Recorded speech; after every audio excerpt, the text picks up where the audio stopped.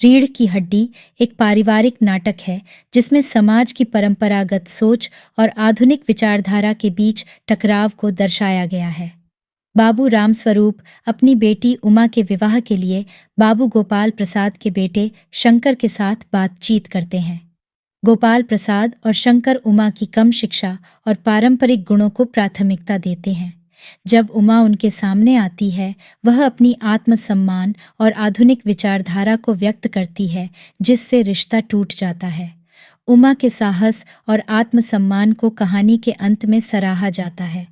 दृश्य शुरू होता है एक सामान्य से सजाए गए कमरे में। बाबू रामस्वरूप और उनका नौकर तख्त को ठीक से सेट कर रहे हैं। रामस्वरूप की व्यस्तता और नौकर को आदेश देने का तरीका उनके कड़क स्वभाव को दर्शाता है। मुख्य घटना का परिचय एक व्यस्त दिन की शुरुआत होती है, जब रामस्वरूप और प्रेमा, उनकी पत्नी, अपने घर को व्यवस्थित कर रहे हैं। उनकी बेटी उमा का विवाह तय करने के लिए बाबू गोपाल प्रसाद और उनके बेटे शंकर आने वाले हैं। तैयारी और मेहमानों का आगमन। बाबू रामस्वरूप और उनकी पत्नी प्रेमा अपने घर को सजाने और व्यवस्थित करने में जुटे हुए थे। उनकी बेटी उमा के विवाह के लिए बाबू गोपाल प्रसाद और उनके बेटे शंकर आने वाले थे। रामस्वरूप और प्रेमा इस बात को लेकर चिंतित थे कि सब कुछ सही ढंग से हो ताकि रिश्ता पक्का हो सके। रामस्वरूप अपने नौकर रतन को आदेश देते हुए तख्त और कमरे की सजावट करवा रहे थे। रतन ने तख्त ठीक से बिछाया और रामस्वरूप ने उसे दरी और चद्दर लाने का निर्देश दिया। प्रेमा कमरे में आई और रतन खाली हाथ लौटा, जिससे रामस्वरूप ने उसे डांट लगाई। उन्होंने प्रेमा को उमा की तैयारियों के बारे में बताया। प्रेमा ने उमा के मुंह फुलाने और उसकी शिक्षा को लेकर अपनी चिंता व्यक्त की। उन्होंने कहा कि उमा को पढ़ा लिखा कर इतना सिर चढ़ा दिया है कि अब वह किसी की बात नहीं सुनती। रामस्वरूप ने रतन को हारमोनियम और सितार लाने के लिए भेजा और प्रेमा के साथ मिलकर तख्त पर दरी बिछाई। इस बीच उन्होंने उमा को तैयार करने के लिए कहा ताकि वह मेहमानों के सामने सही तरीके से पेश आ सके। इसी बीच बाबू गोपाल प्रसाद और उनके बेटे शंकर का आगमन हुआ। वे दोनों लोक चतुराई से भरे हुए थे और उनके व्यवहार में अनुभवी और चालाकी की झलक थी। रामस्वरूप ने उनका स्वागत किया और उन्हें बैठने का आग्रह किया। गोपाल प्रसाद ने मकान ढूंढने में किसी कठिनाई का अनुभव नहीं किया और रामस्वरूप के आतिथ्य का धन्यवाद किया। रामस्वरूप ने गोपाल प्रसाद और शंकर को नाश्ता पेश किया और बातचीत शुरू हुई। गोपाल प्रसाद ने अपनी अपेक्षाओं के बारे में बताया और रामस्वरूप ने उमा की खूबियों को गिनवाना शुरू किया। उमा को गाने और पेंटिंग में रुचि थी, जो उसने मेहमानों के सामने प्रदर्शित किया। उमा ने मीरा का मशहूर गीत मेरे तो गिरधर गोपाल दूसरों न कोई गाया और अपनी कला का प्रदर्शन किया। हालांकि गोपाल प्रसाद ने उमा की पढ़ाई लिखाई को लेकर अपनी असहमति जताई। उमा ने बीए पास किया था, जो गोपाल प्रसाद को नागवार गुजरा। जब उमा ने अपनी आत्मसम्मान और विचारधारा को व्यक्त किया, तो गोपाल प्रसाद और शंकर आहत हो गए और रिश्ता तोड़ने का निर्णय लिया। उमा ने उनके सामने अपनी बात रखी और उनकी पारंपरिक सोच को चुनौती दी। गोपाल प्रसाद और शंकर नाराज होकर चले गए और रामस्वरूप और प्रेमा उमा की हिम्मत और आत्मसम्मान को सराहते हुए दृश्य समाप्त हुआ। बातचीत और मतभेद। बाबू गोपाल प्रसाद और उनके बेटे शंकर के आने पर रामस्वरूप ने उनका स्वागत किया और उन्हें बैठक में बिठाया। बातचीत के दौरान गोपाल प्रसाद ने रामस्वरूप से उमा के बारे में जानकारी मांगी। रामस्वरूप ने उमा की खूबियों को बताते हुए उसकी पेंटिंग, सिलाई और संगीत के ज्ञान का उल्लेख किया।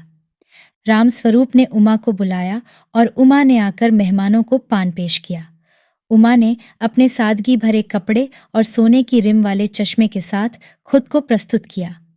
गोपाल प्रसाद और शंकर ने उमा की शिक्षा और उसकी सादगी को लेकर कई सवाल किए। उमा ने सितार बजाकर मीरा का मशहूर गीत गाया, जिससे उसकी कला की जानकारी मिली। गोपाल प्रसाद ने उमा की पढ़ाई लिखाई के बारे में जानकर नाराजगी जताई। उनका मानना था कि उमा को ज्यादा पढ़ाई नहीं करनी चाहिए थी। उन्होंने साफ साफ कहा कि उन्हें बीए पास लड़की नहीं चाहिए थी। उमा ने अपनी आत्मसम्मान की बात करते हुए बताया कि लड़कियों को भी दिल होता है और वे भी सम्मान की हकदार हैं। उसने गोपाल प्रसाद और शंकर की सोच को चुनौती दी और बताया कि उसने बीए पास किया है, जो कोई पाप नहीं है। उमा की स्पष्टवादिता और आत्मसम्मान को देखकर गोपाल प्रसाद और शंकर आहत हो गए। उन्होंने तुरंत रिश्ता तोड़ने का निर्णय लिया और नाराज होकर चले गए। उमा ने भी अपनी बात स्पष्ट रूप से रखी और गोपाल प्रसाद और शंकर के दकियानूसी ख्यालों को चुनौती दी। गोपाल प्रसाद और शंकर के जाने के बाद राम स्वरूप और प्रेमा ने उमा की हिम्मत और आत्मसम्मान की सराहना की। उमा ने समाज की परंपरागत सोच और महिलाओं के अधिकारों के बारे में अपनी सोच को व्यक्त किया, जिससे उसकी दृढ़ता और आत्मसम्मान की झलक मिली। नाटक का समापन। उमा के साहसिक और आत्मसम्मान से भरे शब्दों के बाद बाबू गोपाल प्रसाद और शंकर गुस्से में घर छोड़कर चले गए। रामस्वरूप और प्रेमा के लिए यह एक बहुत ही निराशाजनक क्षण था, क्योंकि उन्होंने बहुत उम्मीदें लगा रखी थीं। रामस्वरूप ने गहरी सांस ली और उमा की तरफ देखा। उसे अपनी बेटी पर गर्व महसूस हुआ, लेकिन साथ ही उसे इस बात का भी एहसास हुआ कि समाज की परंपरागत सोच से लड़ना इतना आसान नहीं है। रामस्वरूप, उमा, तुमने जो किया वह साहसिक था। मुझे तुम पर गर्व है, लेकिन यह समाज अभी भी लड़कियों को उनके अधिकार नहीं देता। उमा, बाबूजी, मैं जानती हूँ कि यह आसान नहीं है, लेकिन अगर हम खुद पर विश्वास रखें और अपनी आवाज़ उठाएं, तो बदलाव जरूर आएगा। प्रेमा भी उमा के पास आकर बैठ गई। उसने उमा को गले लगाया और उसकी आंखों में गर्व के आंसू थे। प्रेमा, उमा, तुमने हमें आज एक बड़ी सीख दी है। हमें अपनी बेटियों को आत्मनिर्भर और साहसी बनाना चाहिए, ताकि वे अपने हक के लिए खड़ी हो सकें। रामस्वरूप ने उमा की तरफ देखा और मुस्कराते हुए कहा, तुम्हारी रीढ़ की हड्डी बहुत मजबूत है बेटी। उमा ने अपने माता पिता की तरफ देखा और मुस्कुराई। उसे महसूस हुआ कि उसकी लड़ाई केवल अपने लिए नहीं, बल्कि हर उस लड़की के लिए है जो समाज की बेड़ियों में जकड़ी हुई है। नाटक का अंत। उमा के साहस और आत्मसम्मान की कहानी ने यह संदेश दिया कि समाज की परंपरागत सोच से लड़ने के लिए हमें अपने आत्मसम्मान और अधिकारों के प्रति सजग रहना चाहिए। उमा की तरह हमें भी अपनी रीढ़ की हड्डी मजबूत रखनी चाहिए और अपने अधिकारों के लिए खड़ा होना चाहिए। संकेत।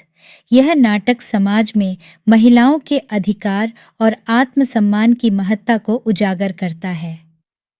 संदेश और सीख। रीढ़ की हड्डी।